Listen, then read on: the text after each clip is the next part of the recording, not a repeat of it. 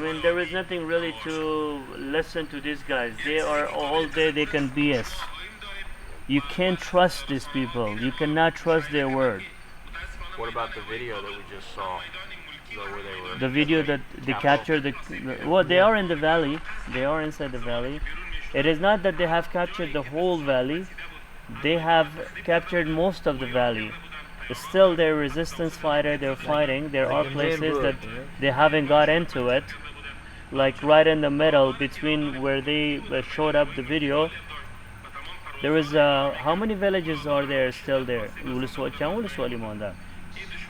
Almost. Dara, There is Dara left, Abshar, left, Orev. Orev left, Mars left. No, they took one. Mars Because that's on the main road. Okay, so at least four still villages left, and they are fighting. And plus, all of the villages that they captured, it is empty villages.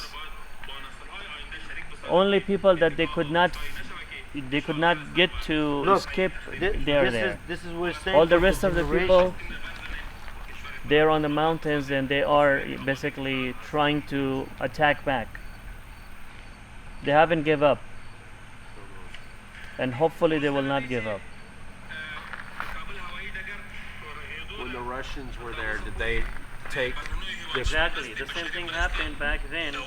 Ahmad Shah Massoud, at that time, he let the Russian army get all the way to the north of the valley. When all of them get all the way to the north, they thought, this is over. Then they came and they start fighting them, and they were all destroyed. And hopefully maybe they are using the same technique, but we don't know. We don't know whether they're going to use the same technique or they have to bring some changes to the technique. Back in 80s, this is what happened. They let the Soviet to come all the way to the north. They thought, okay, we took over, the game is over. So, and then within few days, you could see, all of these Soviet Unions, whether they were running away, escaping, or their dead bodies were all over Panjshir Valley. Their tanks and all their weapons that they got from them. So hopefully it will happen this time, and a greater, I hope. We'll see in a few days. We pray for their existence and their continuous fight. When will you hear from family, you think, today? We do not know actually. Where they are, there is no way to reach them right now. And most likely we don't want to reach them also, because if they are close to the phone, they could be targeted anytime. It is not easy to find them in the mountains. But when they have their devices with them, it is very easy to find them. Pakistan Army and the Pakistan intelligence, they're gonna figure it out on their controlling the technology, and they will send their drone and they will try to murder those people.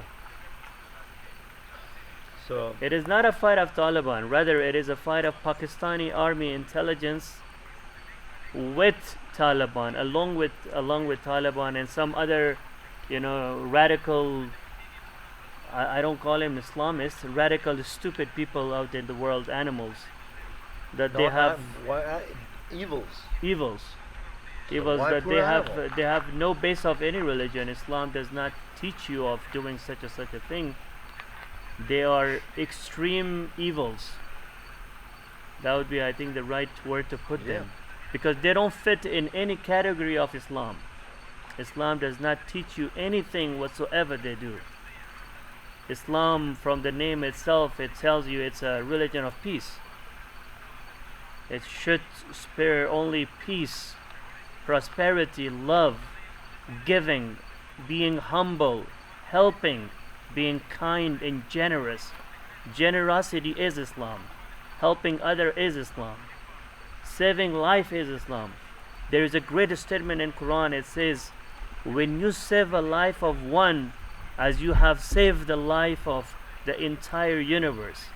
When you kill a person, a live human, as you have killed the entire humanity.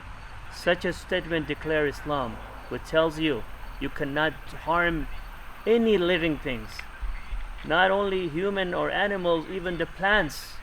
You cannot harm a plants. It is against the values that Islam teach you. So they cannot fit in any category of Islam. But they call themselves Muslim, and they call themselves whatsoever they call themselves. To me, they are anti-human, they're anti-Islam, they're anti any religion, you name it in the world. They don't have no belief, no platform of any religion. They are only greedy of one thing: power and control.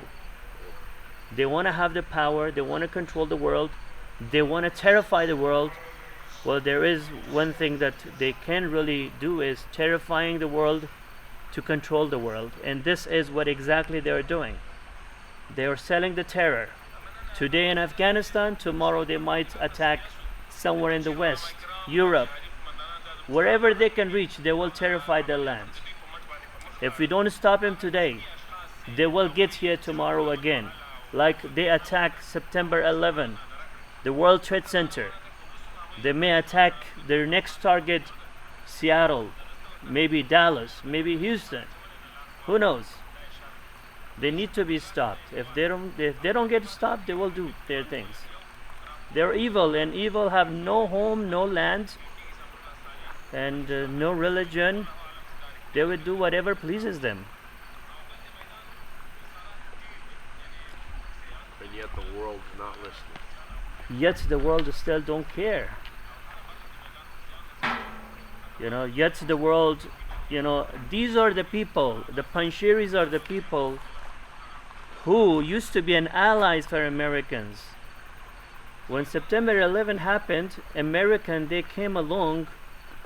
Americans, they came in Afghanistan to find the enemy who caused this attack in Afghanistan. They came over there. But who were the people who gave them the friendship, the hand to go and fight along American against the Taliban, against the Al-Qaeda, against the group who were terrifying the world? That was the Panjshiris. Back then they used to call him Northern Alliance. These are the same people that they used to call him Northern Alliance. The Panjshiris are the Northern Alliance. And yesterday we were friends with the world. Yesterday we were friends with Americans.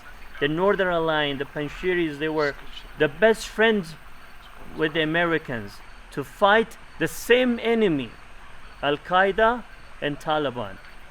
Today, Americans, the world, have turned their face away in a way that Panjshir does not exist anymore.